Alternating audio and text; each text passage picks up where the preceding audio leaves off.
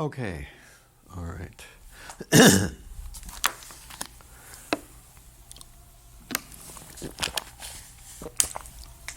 So we are beginning actually the first part of actual Bhagavad-gītā today, starting with chapter 1. We're going to do the first 12 verses, and as I've been explaining, we are not going to go verse by verse like they do in many Bhagavad-gītā programs. And as the reason I mention I'm doing it that way is that when we go verse by verse, you lose a sense altogether of how the Bhagavad-gītā comes together, how it works as a entire book. It's too detailed. You lose the forest for the trees. So we will do this Bhagavad-gītā session, this entire Bhagavad-gītā all the way through, kind of with a view to keep the various sections of Bhagavad-gītā distinct and different from one another, so that we can see them as chapters, as sections, and as the entire Bhagavad-gītā fitting together as one work. So today we're going to talk about the setting, Duryodhana's confidence, aggressors, and free will. At least we'll try to get to these subjects today. We'll see how it goes. And today there's only one session, so we'll see how that goes as well. So this is the first chapter of Bhagavad-gītā. Bhagavad-gītā has 18 chapters, and Bhagavad-gītā is broken up into 3 groups of 6 chapters. So 6 plus 6 plus 6 is 18.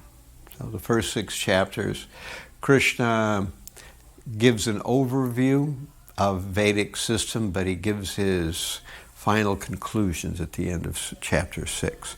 And in the middle 6 chapters, Krishna describes Bhakti Yoga. And the last 6 chapters, Krishna gives us some tips on how to engage in Bhakti Yoga using various Vedic principles and concepts. So that's down the road. So that's the overview. Bhagavad-gītā, 18 chapters, first 6 chapters, second 6 chapters, third 6 chapters. These first 6 chapters, Arjuna will make his doubts known to Krishna. Krishna will begin to counter them. And Krishna will take Arjuna through the basics of Vedic knowledge. He does this so that Arjuna and he are on the same page, and then eventually Krishna will go forward and explain what he really wants Arjuna to do. After doing an overview or a mapping of the entire range of Vedic knowledge, Krishna will hone in on what he actually wants Arjuna to do. And then, as we said, in the middle 6 chapters, he'll explain to Arjuna what that Bhakti Yoga actually is. So we already dealt with this in the introduction. We talked a lot about the various names here: Yudhishthira, Bhīṣmadeva, Arjuna, Nakula, Sahadeva. So these are the Pāṇḍavas. We know them. Yudhishthira is the eldest one. Bhīṣmadeva is the next oldest. Arjuna is the third oldest. And then Nakula and Sahadeva were born from not Kunti, but from Madri. And they are contending with the Kauravas, sometimes called the Dhṛtarāṣṭra. So there are 100 sons of Duryodhana. Not Duryodhana, but Dhṛtarāṣṭra. There's 100 sons. And these 100 sons would not give up any of their right to rule to the Pāṇḍavas. Even the Pāṇḍavas petitioned for one single village, and still Duryodhana, the head of all of Dhṛtarāṣṭra's sons, would not accept even having the Pāṇḍavas given one village to rule. So therefore, there was no option but war. And that's where we are now. The war is about to start. This is Kurukshetra, a holy place of pilgrimage. This holy place of pilgrimage was made so that people performing sacrifices there would earn their way to the heavenly planets or even the spiritual world. And just before the battle takes place, this dialogue between Krishna and Arjuna takes place, a dialogue called the Bhagavad-gītā. Up to this point, we've been in the Mahabharata, and the Bhagavad-gītā is one section of the Mahabharata. And Arjuna will be asking Krishna for advice on the battle. He is going to decide not to fight, but after Bhagavad-gītā is being spoken by Krishna, then Arjuna decides he will fight. So that's basically what's going on. And the first opening scene we will encounter in Bhagavad-gītā is Sañjaya speaking to Dhṛtarāṣṭra. Where is that happening? Sañjaya and Dhṛtarāṣṭra are at the palace at Hastinapur. The battle is taking place at Kurukshetra. Kurukshetra is not far, but it's not the same place. We find that Dhṛtarāṣṭra is not able to participate in the battle because he's blind, so he can't fight in the battle. However, he wants to know what's happening, so he's asking Sañjaya. Sañjaya is a disciple of Vyasadeva.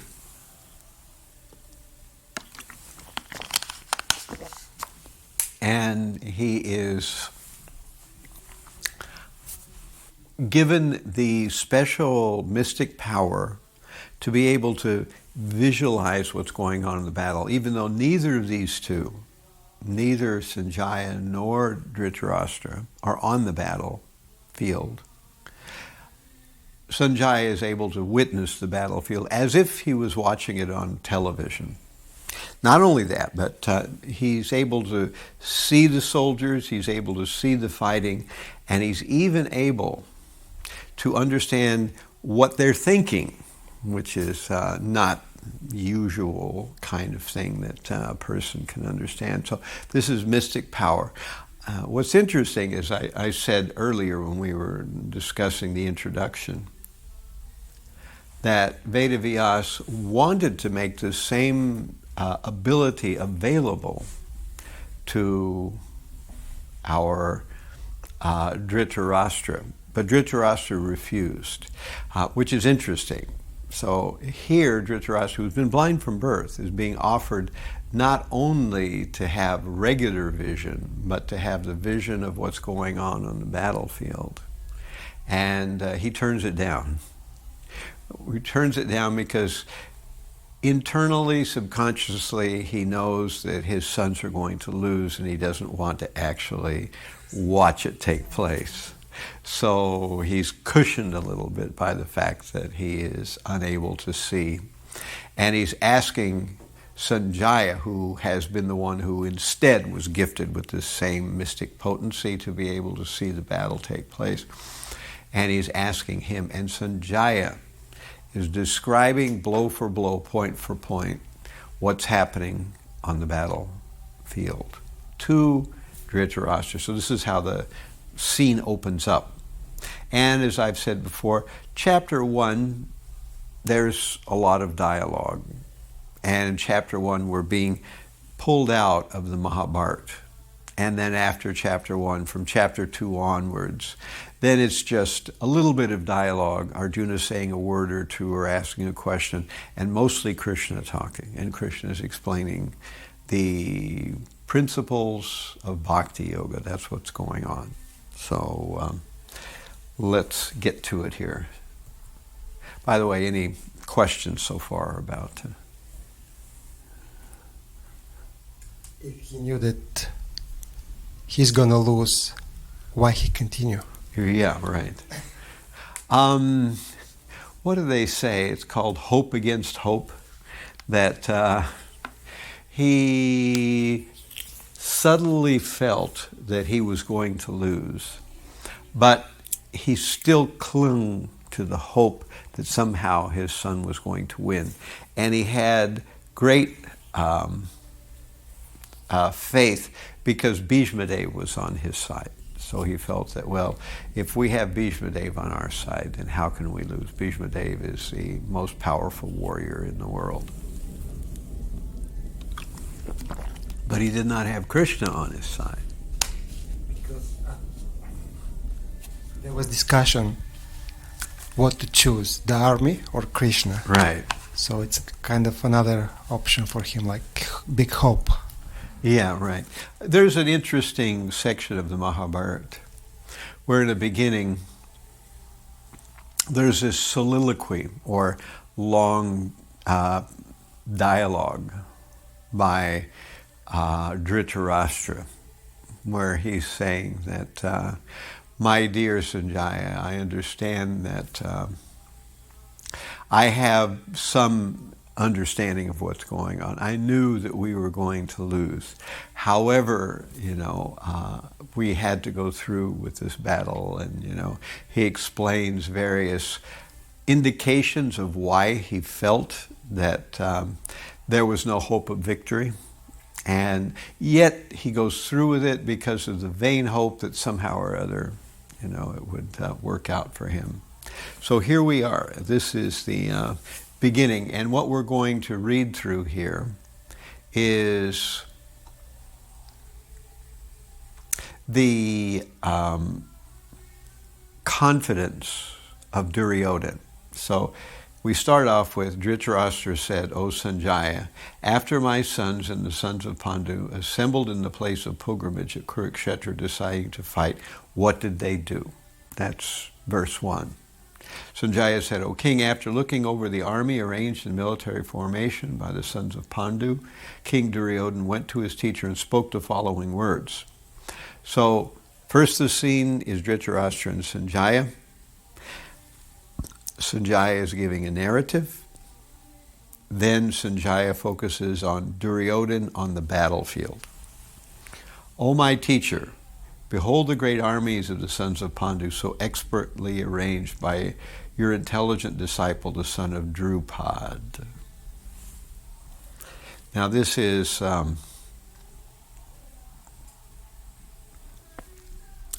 the speech of Duryodhana. Duryodhana is talking about the Pāṇḍava army, the other side. He's viewing it from his side, and he's reminding Dronacharya that Dronacharya taught Dhṛṭadyumna. So Dhṛṭadyumna is the son of Dhrupada, and Dhṛṭadyumna and Draupadi were the children of Dhrupada. And Drupad was a king. Drupad wanted to get even with Dronacharya. So he created a sacrifice where he would have a son that would kill Dronacharya.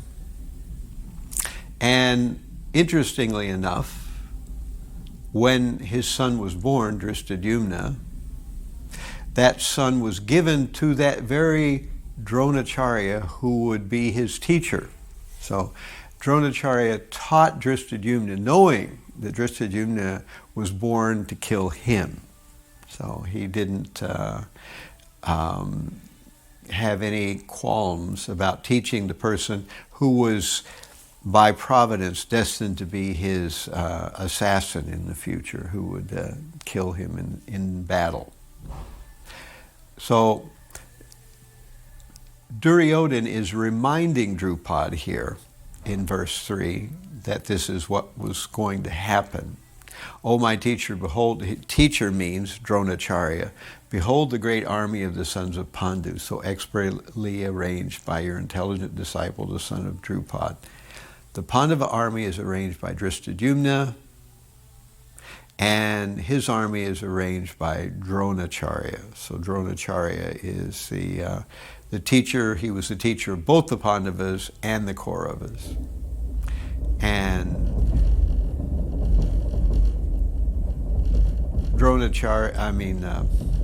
Duryodhana is explaining this now to Dronacharya. Now here's verse 4.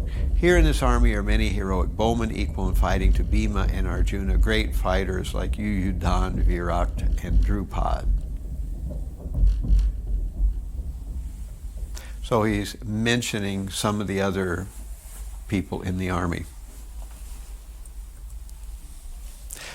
There is also the great heroic, powerful fighters like Dhṛṭaraṣṭra, Chekitana, Kashiras, Purujit, Kuntiboja, and Shaibya. All of these soldiers are lesser known warriors in the battle of Kurukshetra. If you read the Mahabharata, you can figure out who they are and what their particular story was.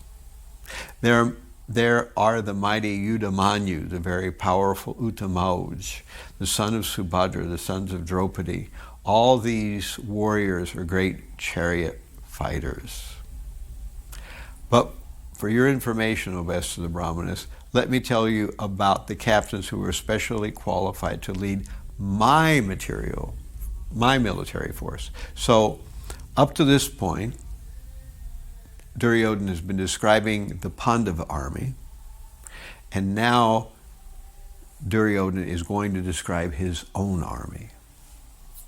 There are personalities like you, meaning Dronacharya, Bhīṣma, Karna, Kripa, Ashvathama, and Vikarna, the sons of Somadat, the son of Somadat called Vurushrava, who are always victorious in battle. There are many other heroes who are prepared to lay down their lives for my sake. All of them are well equipped with different kinds of weapons, and all are experienced in the military science. Our strength is immeasurable, and we are perfectly protected by grandfather Bhīṣma, whereas the strength of the Pāṇḍavas, carefully protected by Bhima, is limited.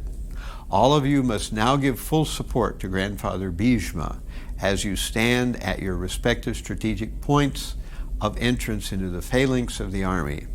Then Bhīṣmadeva, the great valiant grandsire of the Kuru dynasty, the grandfather of the fighters, blew his conch shell very loudly, making a sound like the roar of a lion, giving Duryodhana joy. So this is the section that we are covering today. We've just read kind of the introduction segment. We saw at the very beginning Sañjaya and Duryodhana speaking. Sañjaya and Dhṛtarāṣṭra speaking. Then we heard Duryodhana speaking with Dronacharya, describing first the Pāṇḍava army and then describing his own army. And naturally he thinks that his own army is superior. You can see how he's comparing soldier by soldier, which he thinks are the more powerful, and therefore he thinks because he has Bhīṣmadeva on his side, he can't possibly lose, because Bhīṣmadeva is the most powerful warrior, at least in the estimation of many. So therefore he felt that there was no possibility that they could lose. They would certainly be victorious. And now they're blowing their conch shells. And we notice that in this interlude that Duryodhana mentioned to Dronacharya that he didn't say it in so many words, but he insinuated that you made a mistake by training up this Ashvathama. Because this Ashvathama... Oh, right, Dhṛṭaraṣṭra, sorry. He made a mistake by training up Dhṛṭaraṣṭra. So Dhṛṭaraṣṭra was, as we said, the son of Drupad, and Dhṛṭaraṣṭra was actually destined to kill Dronacharya, and so he kind of weaves that into the narrative. And this is kind of the beginning as the Bhagavad-gītā starts. So we have a little bit of the setting, we see the battle, we see Duryodhana's mentality, we see Dhṛtarāṣṭra's questions. That's where we are right now.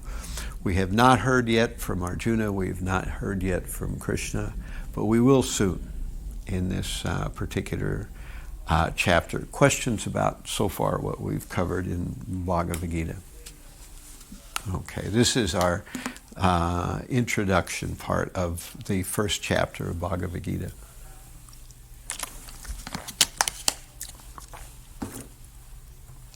This is how chapter 1 of Bhagavad-gītā is laid out. There are the war preparations 1 through 27. We are only at verse 12 right now, so we went from verse 1 to verse 12.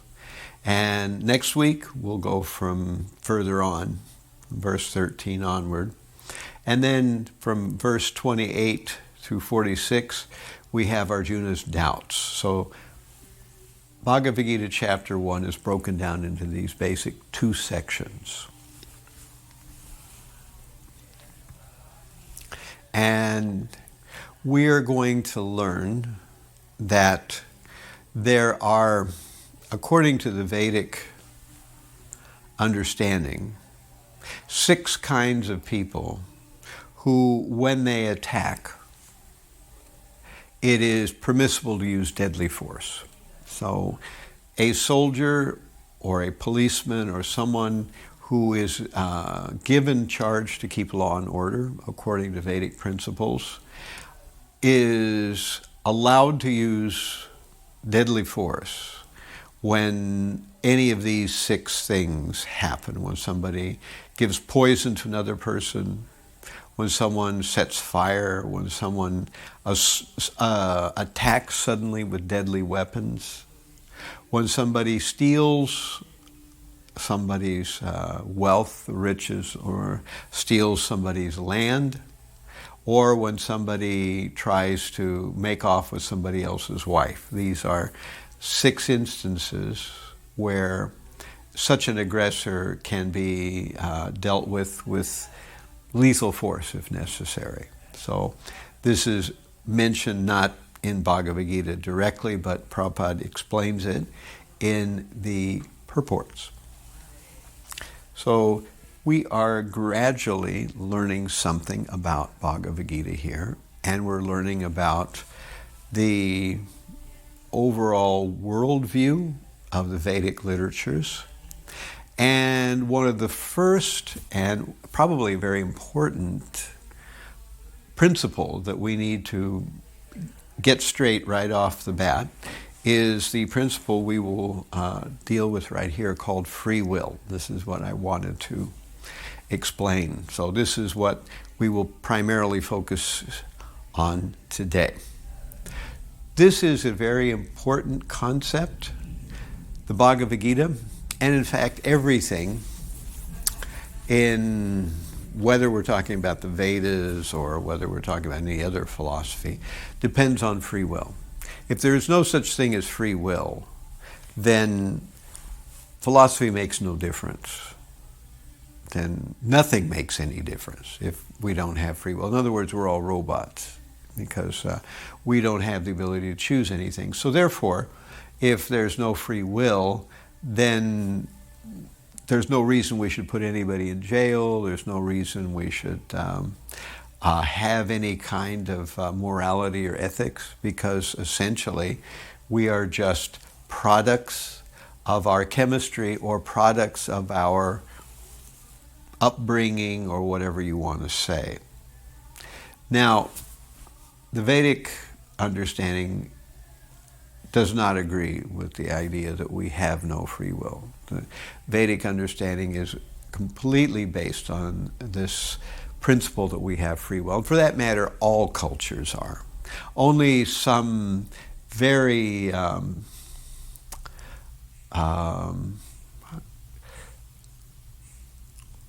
materialistic, science-oriented people put forward the idea that free will is an illusion. If free will is an illusion, then if somebody robbed them, they would have no reason to object, because the person robbing them has just as much of a right to follow their own chemistry as they have to follow their own chemistry. So there's no reason to make any kind of fuss about the situation. But our legal system, our judicial system, our ethics, our morality, everything is based on the fact that it is recognized that humans have free will. They can do the right thing or the wrong thing. They can do some things which are considered immoral, for which they will get in trouble with some religious understandings. And there are things they can do that are illegal, for which they will get in trouble with the government for having broken some ordinance, and therefore they are taken to task by the government. Now, free will means that we can choose to either do the right thing or the wrong thing. We can choose a sinful, selfish course of action, a whole life based on pleasing our senses, not caring about the cost it has towards anybody else. Or we can choose a life based on spiritual determination, a life based on trying to please the Supreme, based on self-control, based on understanding that there is a higher thing other than simply making the senses pleased. So this is what free will is all about. And the first thing we can come to understand is that love would mean nothing if there is no such thing as free will. This is why we start off with this concept of free will. A computer can print out on a screen, "I love you." And we could set up a computer to print out the words "I love you" hundreds of times, a second even if we wanted to. It could just fill the computer screen with that. However, we suspect the computer doesn't really love us because whatever love is, we are skeptical of the possibility that maybe a computer can do it. And simply the computer making the statement on a screen does not convince us the computer actually has a capacity for love. And even if the computer had the capacity for love, because it's a computer, it can only do what it's programmed to do. So it could just as easily say, "I hate you, I hate you, I hate you." So for the computer, it makes no difference. Therefore, we say that love is based on free will. And that's, of course, the answer to why there is the problem of evil. Why is there evil in the world? The reason that there's evil in the world is that the Supreme Lord gives everyone the opportunity to either engage in spiritual life and use their free will in a positive way, to work at the process of bhakti yoga and gradually become purified, and in this way benefit themselves. Whoever is doing that benefits himself and herself, and they benefit others, all those around them, and at the same time they benefit the whole world in general. Or they can do the other thing. They can forget about the Supreme Lord. They can be selfish. They can do things only that are good for themselves. And in this way, they steal and harm other people. And they actually make life miserable for themselves. And in general, they are harming the world. So this is what we mean by free will. If one did not have free will, then there would be no such thing as love. And if we do have free will, that explains that for free will to exist, there has to be the possibility to do the wrong thing. And that's why there is evil in the world. That's why people are able to do the wrong thing. Without being able to do the wrong thing, then there would make the material world would be no different than the spiritual world. In the spiritual world, you can't do the wrong thing. If you do the wrong thing, you're immediately ejected from the spiritual world. You come here to the material world. So once you're here, then it is possible to do the wrong thing here. Spiritual world, there's no possibility for that. And that's why there's a difference between the two places. For us to regain the spiritual world, we have to want to voluntarily, with love, cooperate with the Supreme Lord. If we don't want that, then there's no problem. We can stay here in the material world. The Lord will not eject us from the material world. However, we have to deal with the conditions of the material world, which means birth, death, old age, and disease. Here we have all the horrible things that the material world is known for, and it's known for those things precisely because it gives free will, and that free will can be used wrongly. When it is used wrongly, that means when somebody else misuses their free will wrongly, there's a good chance that that wrong use of their free will cause you to suffer. And so when I misuse my free will, I cause somebody else to suffer. When they misuse their free will, they cause me or somebody else to suffer. So that's the way it works.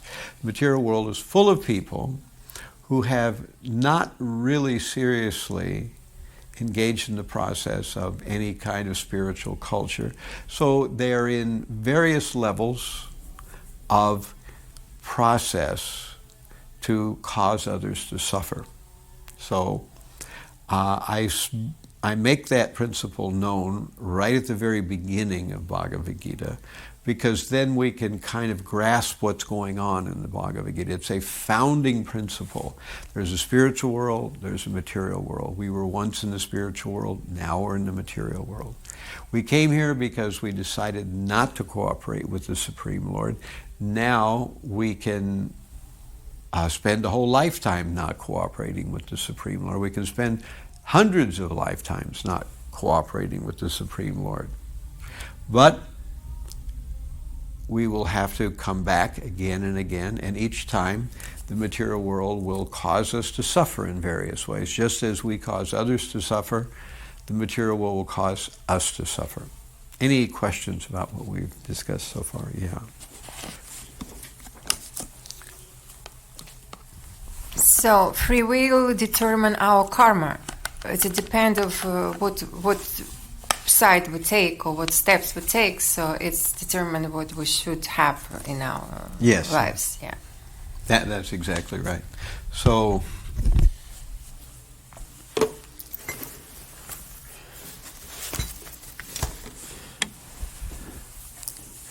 the nature of free will is that we, at any moment, can either cooperate or fail to cooperate with the Supreme Lord. We can engage in a process of purifying ourselves, of controlling our senses, or we can decide that we don't want to have anything to do with that. We want to let our senses go, we want to do what we want to do, we don't care about the Supreme Lord.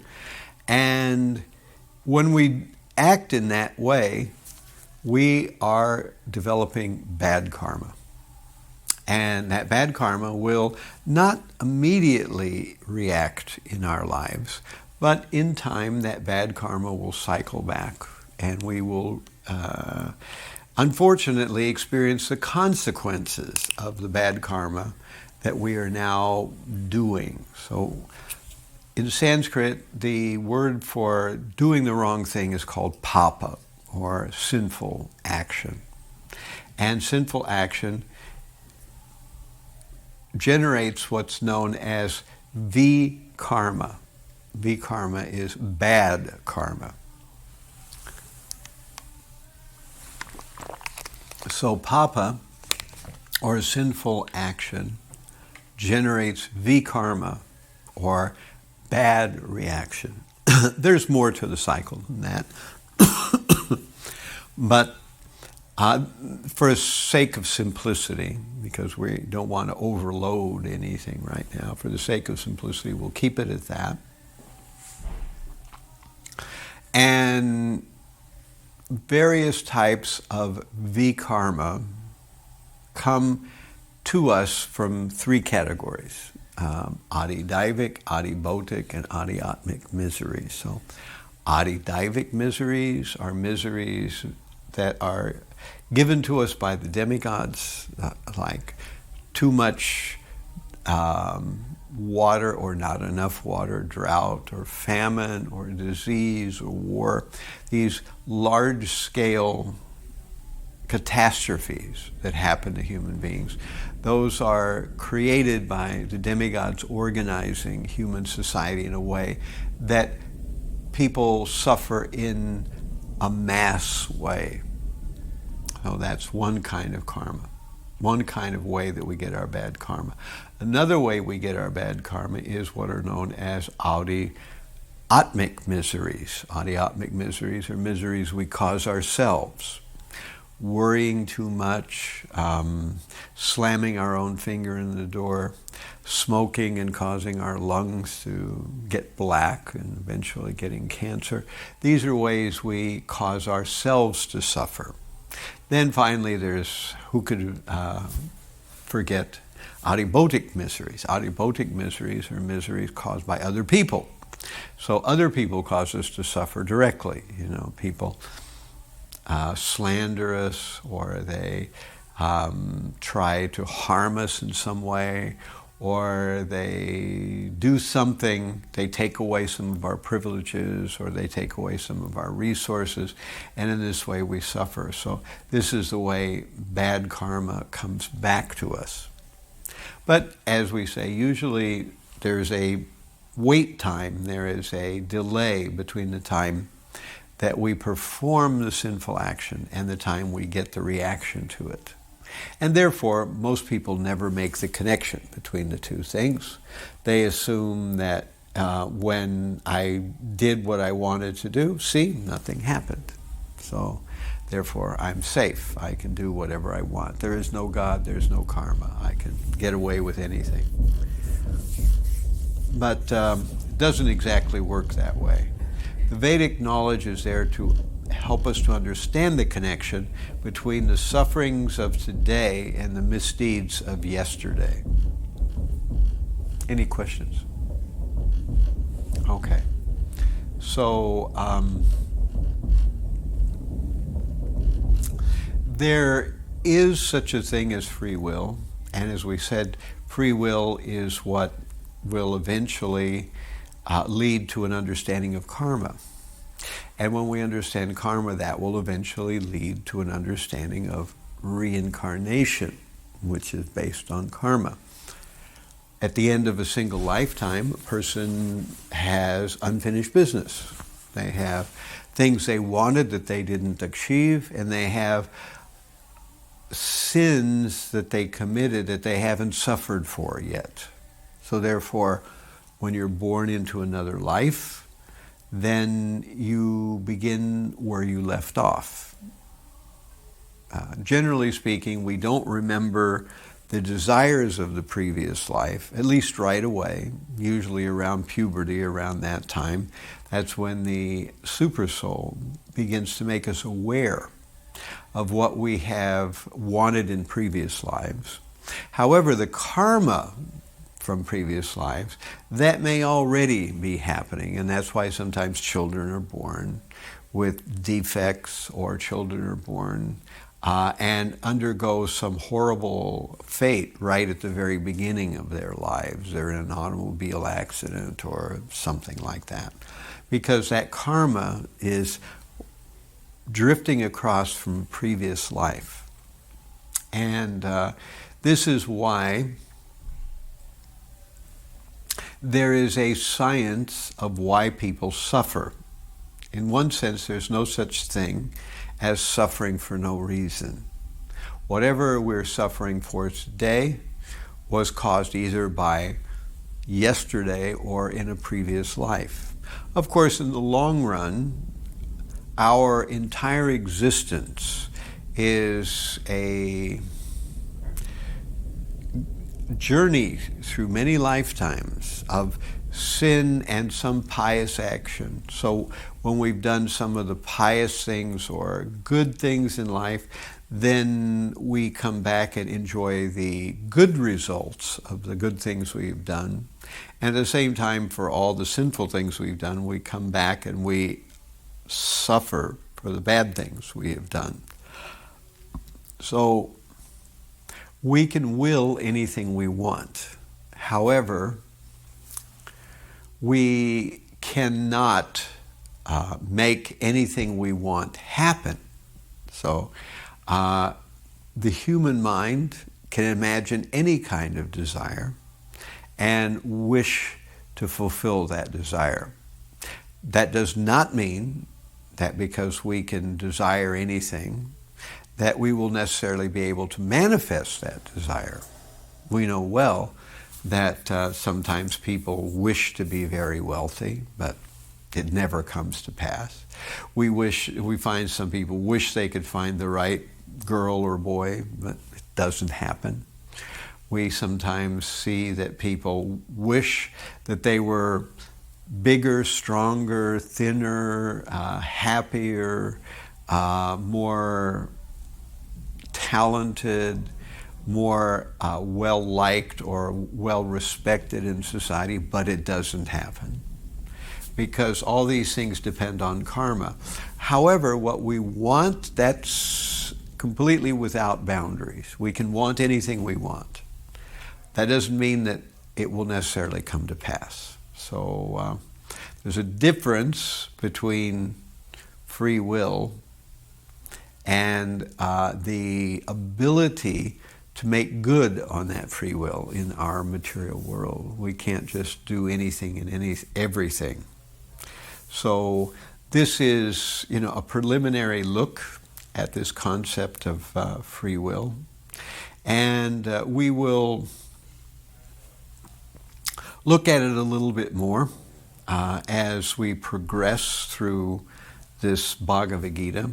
So I wanted to begin by reading through 12 verses, which we just did, and talking a little bit about how that relates to the Mahabharata.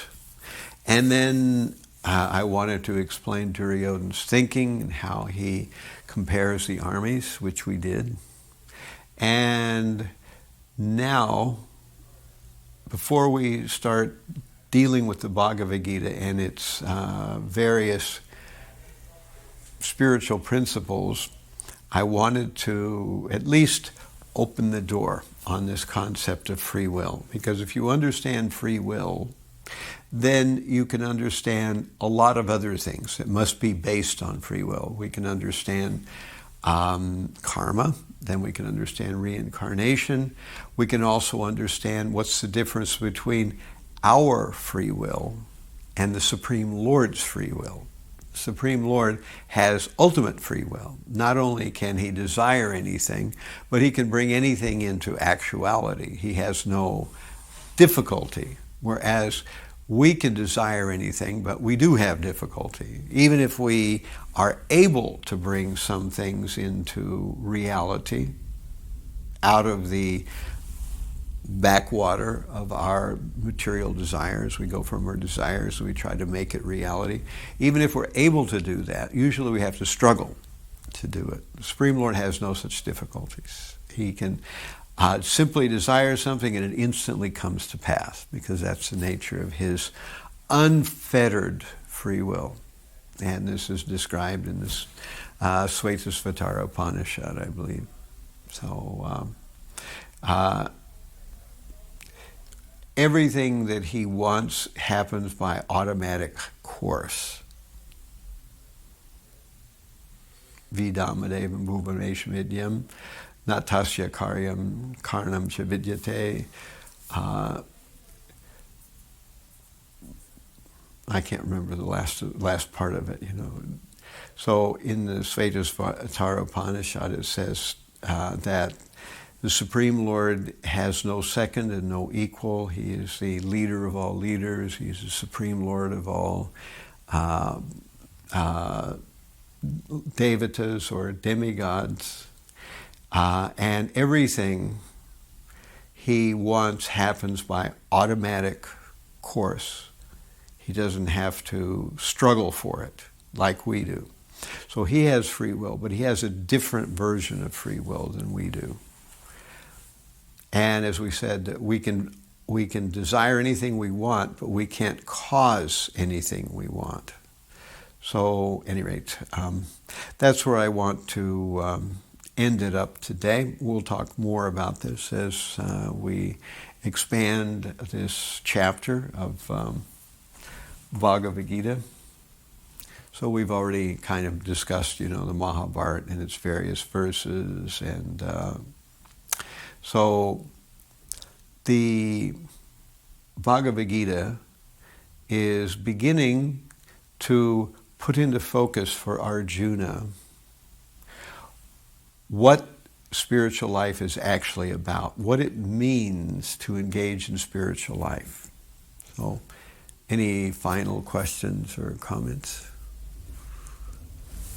Okay, so we will take a look here at what next week we will talk about. We're going to go from 12 to 19, which we will talk about the conch shells blowing. We'll talk a little bit about violence, and we'll talk a little bit about more about the flow of chapter 1. And then we'll talk a little bit about government. So today we talked about the setting, Duryodhana's confidence. We talked about aggressors and free will. These were the topics that I wanted to cover. I'm trying not to pack too much into a session. And as I said, we're just doing single sessions now. So we will end here. And thank you all for coming. All glories to Srimad Bhagavad-gītā. All glories to the Vaishnava devotees of the Lord. Hare Krishna.